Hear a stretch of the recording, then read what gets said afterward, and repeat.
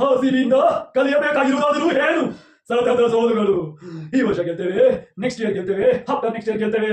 ಕೇವಲ ಹೋಪ್, ಭ್ರಮ ನೀರಸ, ಸತಾಶೆ, ಸತತ ವೈಫಲ್ಯಗಳು. ಕೊನೆಗೊಂದು ದಿವಸ ಏನಾಯ್ತು? ಈ ಸಲ ಕಪ್ ನಮ್ದೇ ಎನ್ನುವ ಘೋಷವಾಕ್ಯ, ಸ್ಲೋಗಾನ್, ಈ ಸಲ ಕಪ್ ನಮ್ದೇ. WPL ನಲ್ಲಿ RCB ವುಮೆನ್ ಗೆದ್ದಿದೆ, IPL ನಲ್ಲಿ RCB ಮೆನ್ ಗೆದ್ದಿದೆ, ಮತ್ತೆ WPL ನಲ್ಲಿ RCB ಗೆದ್ದಿದೆ.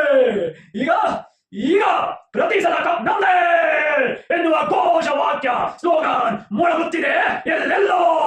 ಹಾಗಾದ್ರೆ ನಾವು ನೀವು ಏನು ಮಾಡಬೇಕು ಮಕ್ಕಳೇ? ಹೇಳಿ, ಹೇಳಿ, ಹಿಡಿದುಕೊಳ್ಳಿ. ಪುಸ್ತಕವನ್ನು ಹಿಡಿದುಕೊಳ್ಳಿ. ಪುಸ್ತಕ ಹಿಡಿದು ಹೋದಿ ಹೋದಿ ಮಕ್ಕಳೇ, ಹೋದಿ.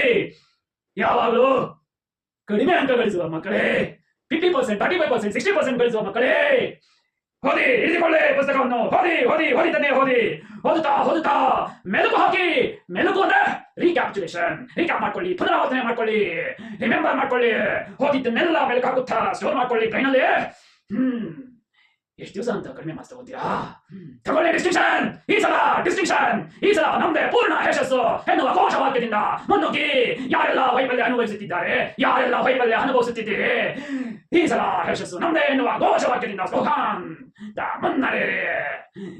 ಇದು RCBಯಿಂದ ನಾವು ಕಲಿಯಬೇಕಾಗಿರ್ತಕ್ಕಂತಹ ಒಂದು ಅರ್ಥಪೂರ್ಣವಾದಂತಹ ಸಂದೇಶ. ಮಕ್ಕಳೇ, ಹೇಳಿ, ಹಿಡಿದುಕೊಳ್ಳಿ ಪುಸ್ತಕವನ್ನು. ಓದುತ್ತಾ ಮತ್ತೆ ಓದಿ, ಪುನರಾವರ್ತನೆ ಮಾಡ್ಕೊಳ್ಳಿ, ಪರೀಕ್ಷೆಯಲ್ಲಿ ಬರೆಯಿರಿ, ಗಳಿಸಿ ಡಿಸ್ಟಿಂಕ್ಷನ್. ಜೀವನದಲ್ಲೂ ಸಹ ಡಿಸ್ಟಿಂಕ್ಷನ್ ನಲ್ಲೇ ನಾವು ಯಶಸ್ವಿಯಾಗಬೇಕು. ಯಶಸ್ಸಾಗಲೇಬೇಕು. ಈ ಸಲ ಯಶಸ್ಸು ನಮ್ದೇ, ಈ ಸಲ ಡಿಸ್ಟಿಂಕ್ಷನ್ ನಮ್ದೇ.